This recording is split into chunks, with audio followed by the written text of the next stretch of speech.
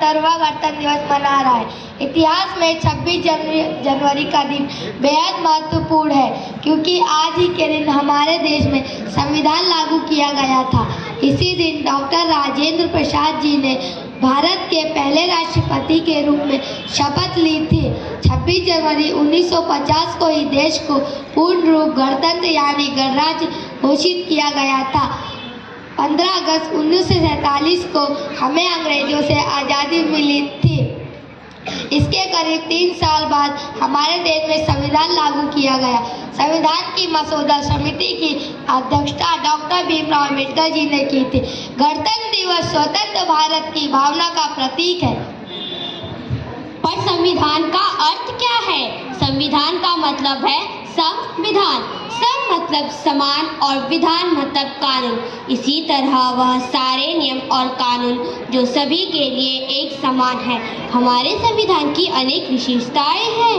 भारत का संविधान दुनिया का सबसे बड़ा लिखित संविधान है। संविधान ने हमें हमारा सार्वभौमत्व प्रदान किया है।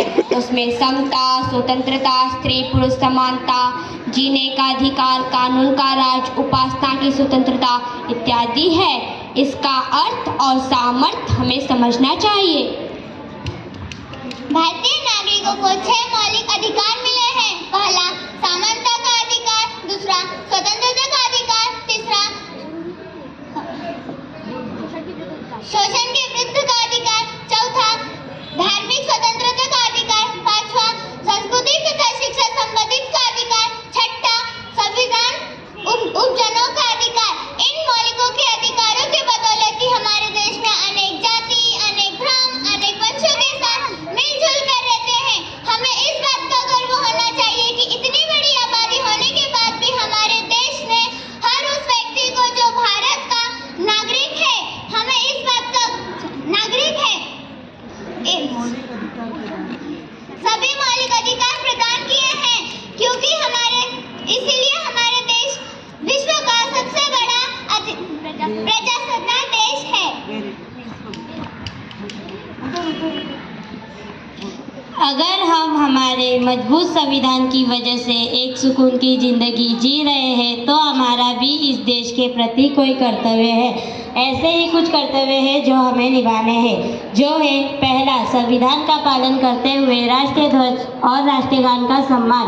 दूसरा, स्वतंत्रता सिद्धांतों का पालन। तीसरा, भारत की संप्रभुता और अखंडता की रक्षा। जब आह्वान किया जाए देश की रक्षा करें और राष्ट्रीय कर्तव्य का प्रदान, भाईचारे की भावना, मिश्रित संस्कृति को जीवित रखना,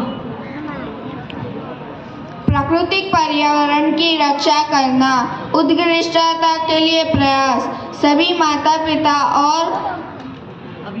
और अभिभावकों की जिम्मेदारी है कि वह अपने 6 से 14 साल के बच्चों को स्कूल भेजें। तो बच्चों और यहाँ उपस्थित सभी सदस्यों, आज प्रजासत्ताक दिन के अवसर पर हम यह प्रण लेते हैं कि हम हमारे अधिकारों का अनुभव करते हुए अपने कर्तव्यों का पालन करेंगे और भारत को विश्व का सर्वश्रेष्ठ देश बनाएंगे। जय हिंद, जय भारत।